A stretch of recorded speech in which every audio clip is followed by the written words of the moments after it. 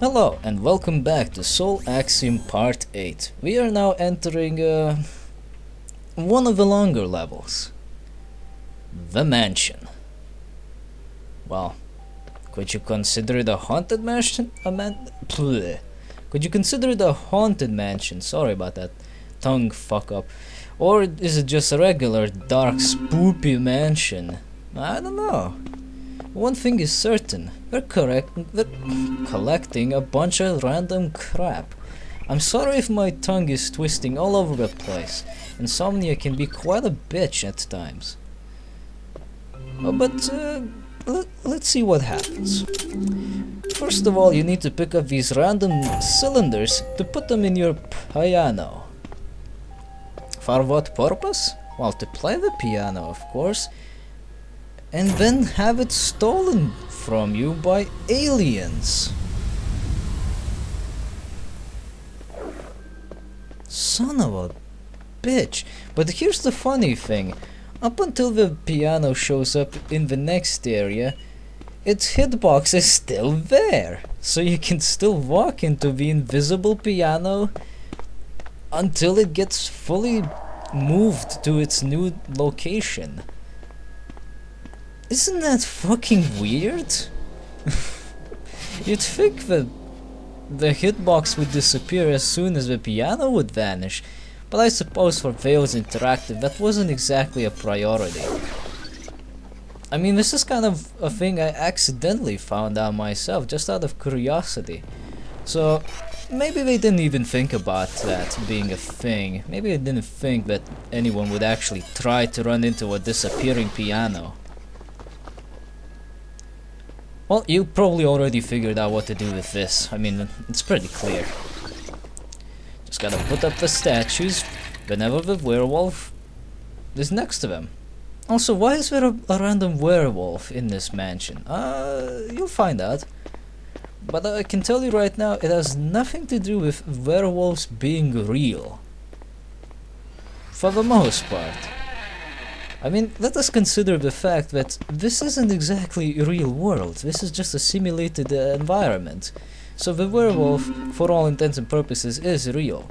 But in the real world, quote unquote, it's not exactly what you think it is. But you'll find out soon enough, just gotta wait till the level's over, that's all. The gimmick of the mansion is very simple. There are several moon keys which you will need to find and insert into whatever that spinning contraption is in the beginning of the level to unlock more and more of the mansion. Different rooms of the mansion are locked behind differently locked up doors. You'll find different doors with various moon symbols on them. Those determine which particular key you need. It's pretty simple to figure this out. Also, make sure to destroy the locks on the door so that you can have some shortcuts. Oh look, toy soldiers. Anyway, this is a fairly fun and fairly simple puzzle. It's actually one of the better ones out there because it actually has a clear-cut hint. There are paintings and there are plaques under them showing who actually, well, supposed to be there. So if you see this soldier plaque, oh by the way, I lingered on that painting because the guy has Skittles in his pocket for no good reason. You can see it right now actually. Why does he have Skittles in his pocket? That's just so random. But anyway, the plaque signifies what painting is supposed to be above it. So if you see a plaque showing like a clock, for instance, as we see right now, you need to find the painting which has something to do with clocks. And as you can see right there, Mr. Rapey Face with the clock. His face is just so weird, it cracks me up every time. It's like, what time is it? It's beat your ass up o'clock, it seems. I don't know, he's fucking weird. However, some of the paintings can be a little bit confusing. That guy with the scrolls, he's a scientist. You have to put him where I did. Whereas this guy, well, he would look more like he belongs somewhere else. Maybe he has a bandit or something, but he's actually the musician. Now, how the fuck are you supposed to tell that? Oh, but he has the gramophone. I believe that's what it's called. Yeah.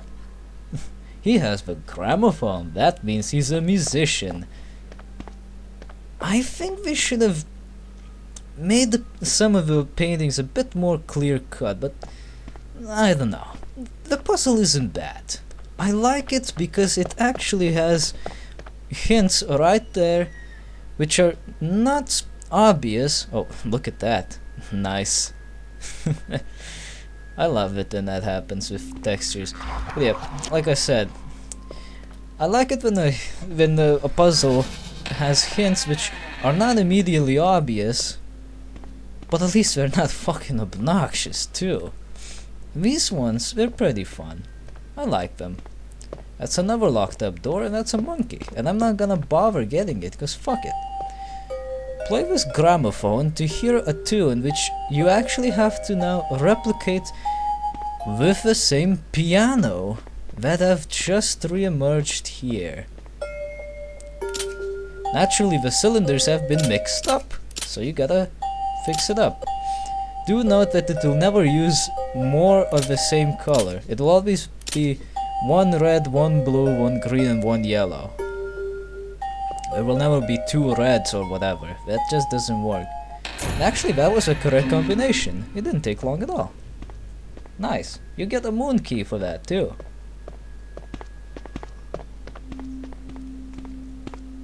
I do have to say, this level is probably the darkest of all the levels. Not because of well, any implications like, oh, there was a murder here or anything like that. No, it's just dark because somebody forgot to pay the electric bill in this place. Ah, more pretentious bullshit. I guess. I don't know.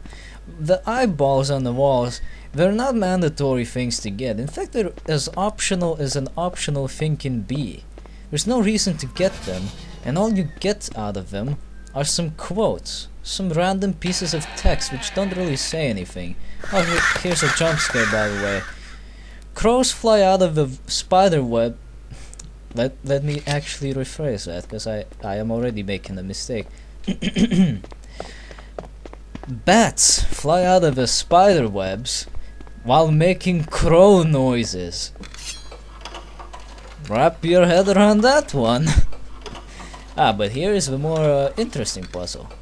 You have to navigate this ball all around this tube while avoiding getting it stabbed by the swords and the one odd axe. Now, the two swords in the middle, they have deceptive length, so you gotta watch out not to get hit by those. Here's the thing, however. This is the only puzzle which will get easier the more you fuck up. I think I actually show it off. Let's see. Yeah, see? I fucked up again and one of the swords vanished. Why now, of all times, is there a puzzle that actually does that? I just don't know. But one thing is certain. If you find this a little too difficult, just let yourself fuck up a few times. It'll remove a lot of the obstacles. That's not the only sword that disappears. However, as you can see, this isn't a very difficult puzzle.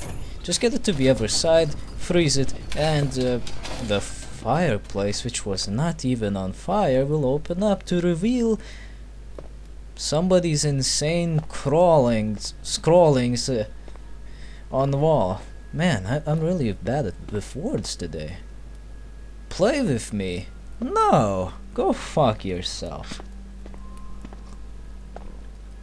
As you can see, there are random numbers showing up on the walls right now, but some of them are covered up with X's. What could this mean? Could this be a code?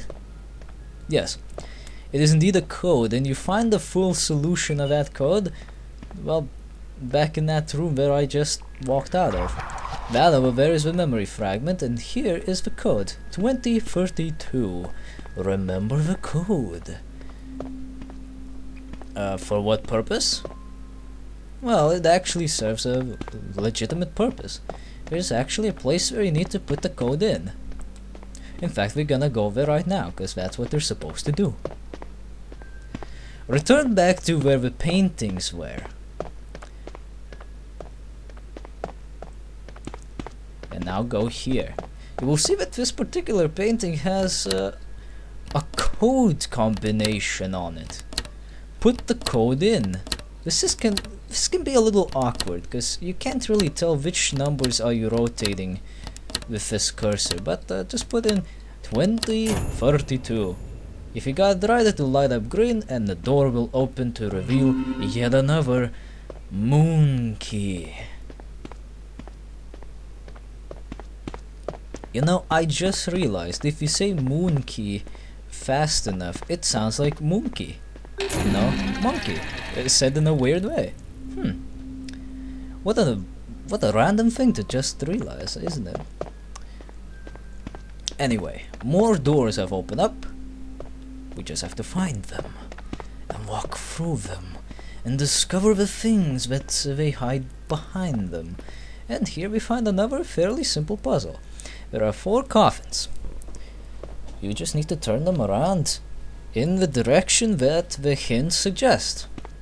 Simple enough. Like this one. Ice-cold realm was the place of my birth. Or this. In death I long to face the rising sun. Well, obviously the rising sun is in the east. And this one, Ice-cold realm. Well, I wasn't entirely sure. I thought it could be either the North Pole or the South Pole, so I left it on the North.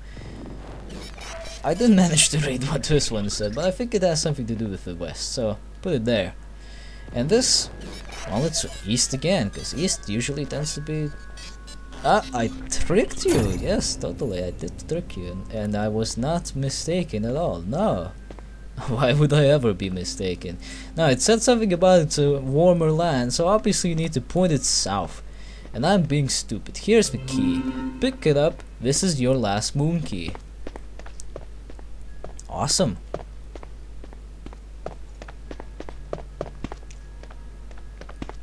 But wait a minute. We've seen all of the doors so far which required moon keys, right? Where the fuck do we need to go now? Oh, that's actually quite simple. Go up the stairs. It's like the only place you haven't gone to yet. And what do you know? It actually needed that last key to enter. And it's actually the last puzzle. One of the easiest ones too. There's a cauldron, there's a potion, and there's a book. Read the book, see which color shows up. Green is the color and green is the potion. Drop the potion in the cauldron, walk through the colored door that shows up. Rinse and repeat. But you gotta make sure you get the right color. Like now it says in the hue of the sky. It had something to do with the sun as well. Tell that sun to fuck off. Hue of the sky is what you're thinking of. And it's blue. Now I gotta say, this puzzle would have been much more interesting if it had more than 3 colors to work with. Because there's only red, blue and green. If it had more colors, this could have been a bit more difficult. But there's only 3 colors. So naturally they can only work out so many hints. So they dragged out this puzzle for a lot longer than it needs to be dragged out for. In fact, by the end of it you'll be thinking like, oh come on, how many more do I have to put in this stupid thing? Let me out already. Blood and flame. Ah, well, just take the red one, because that's what both share. That same red color. Well, most of the time at least. Oh, but there's a book now. Well, sometimes you have to walk around in these other rooms and find the book. Oh, something about grass? Well, it's a good thing we got this green potion next to it. else it would be quite a shame. I think it's the only thing you can find in there. Eventually you'll get to the point where there are no potions to find, but there is a very nice corpse to touch. Do that, and there you have it. The level is complete.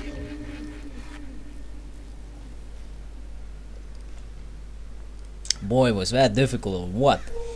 But I do have to say, this memory fragment world is the easiest and also the most action-packed of them all. It has a lot less to do with puzzles and a lot more with not getting hit.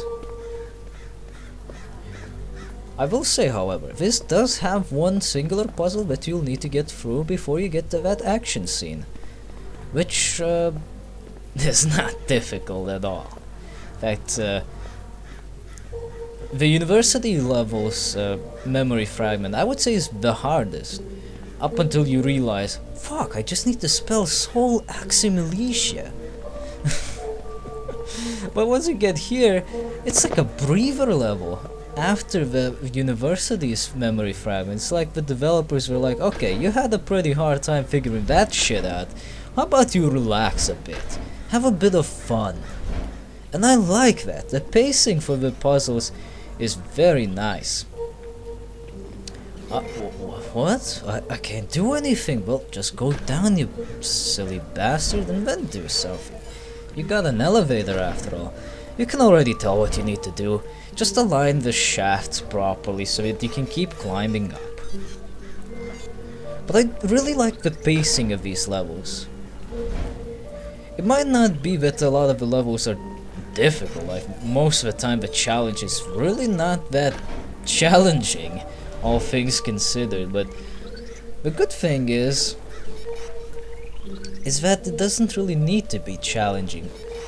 Most of the time, for the first player, I would say, the challenge is there, yeah, and you won't be able to figure everything out right away. But afterwards, you just remember the solutions, or you can recognize the puzzle and figure out the solution fairly quickly. And I really like that about this game. It doesn't keep you hanging for too long, like some other puzzle games would do, like Lost Vikings actually. Not that I have anything against Lost Vikings, mind you, it's just that some of the levels in that game were quite obnoxious with their puzzles.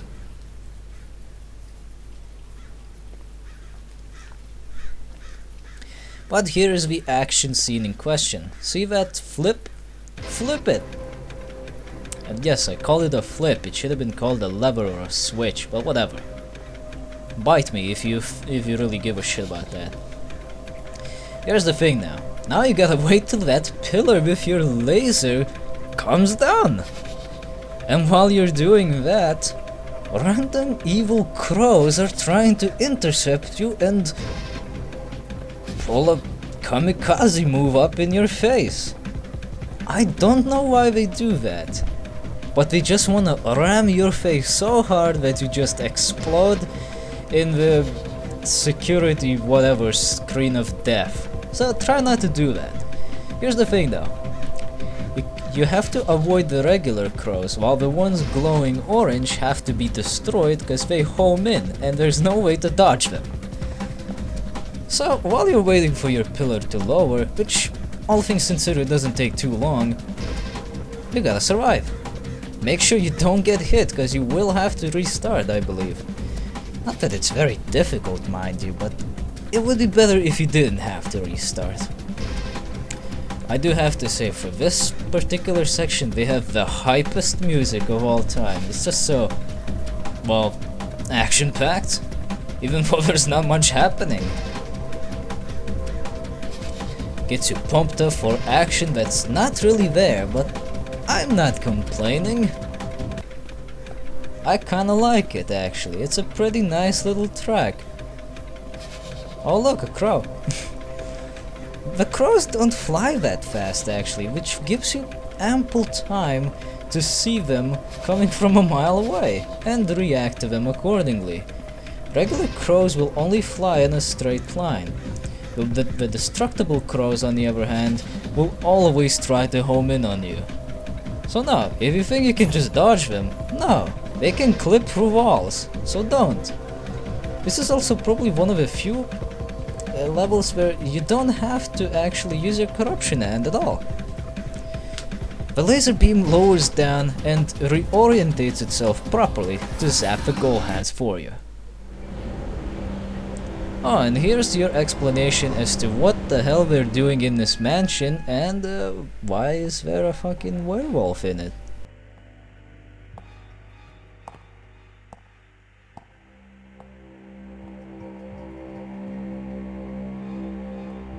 You know, in the year of 20XX, they could have really sorted the electricity bill issue by now. I mean, seriously. Couldn't we at least get a candelabra or something? They're not that expensive. Oh wait, we do have one. What the fuck?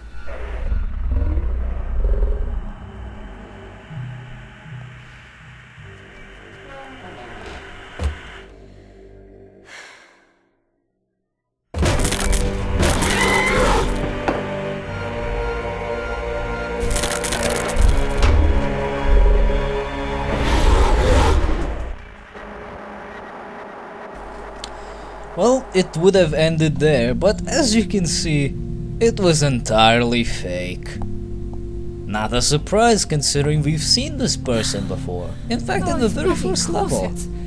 How did anyone ever breathe in these? She's the same woman who was, quote-unquote sacrificed to be asked to God on that commercial we've seen earlier, in part 1 actually. It's Dana Scott, and she's plot significant as all of these appearances of hers may indicate. But what could they possibly mean? Well, for that you'll have to stay tuned for part 9. See you soon.